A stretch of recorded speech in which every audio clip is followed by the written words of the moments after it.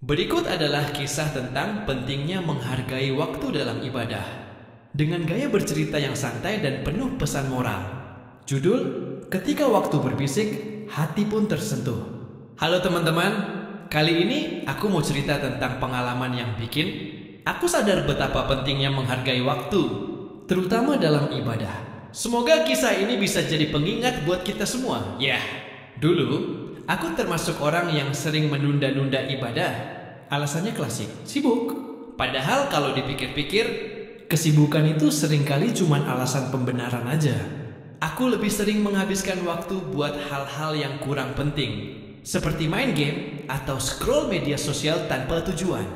Suatu hari, aku diajak teman untuk ikut kajian di masjid dekat rumah. Awalnya aku ragu.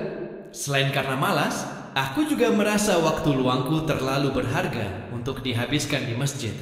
Tapi karena teman terus meyakinkan, akhirnya aku ikut juga.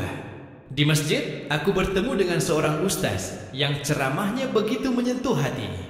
Beliau bercerita tentang betapa berharganya waktu dan bagaimana setiap detik yang kita lewatkan akan dimintai pertanggungjawaban. Beliau juga mengingatkan bahwa ibadah itu bukan beban, tapi kebutuhan jiwa. Salah satu kisah yang beliau ceritakan sangat membekas di hatiku.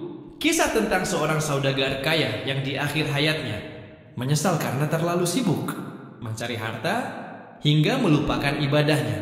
Ketika ajal menjemput, ia memohon kepada Allah untuk diberi kesempatan hidup lebih lama, meski hanya 1 jam, agar bisa beribadah dengan khusyuk.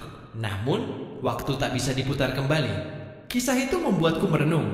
Selama ini, aku terlalu sering menunda-nunda ibadah dengan alasan sibuk. Padahal kesibukan itu sendiri adalah bagian dari ujian. Apakah kita bisa menyempatkan waktu untuk beribadah di tengah kesibukan, atau justru melupakannya? Setelah kajian itu, aku mencoba mengubah kebiasaanku. Aku mulai mengatur waktu dengan lebih baik, menyisihkan waktu khusus untuk beribadah. Awalnya memang sulit, apalagi godaan duniawi begitu kuat. Tapi aku terus berusaha untuk konsisten.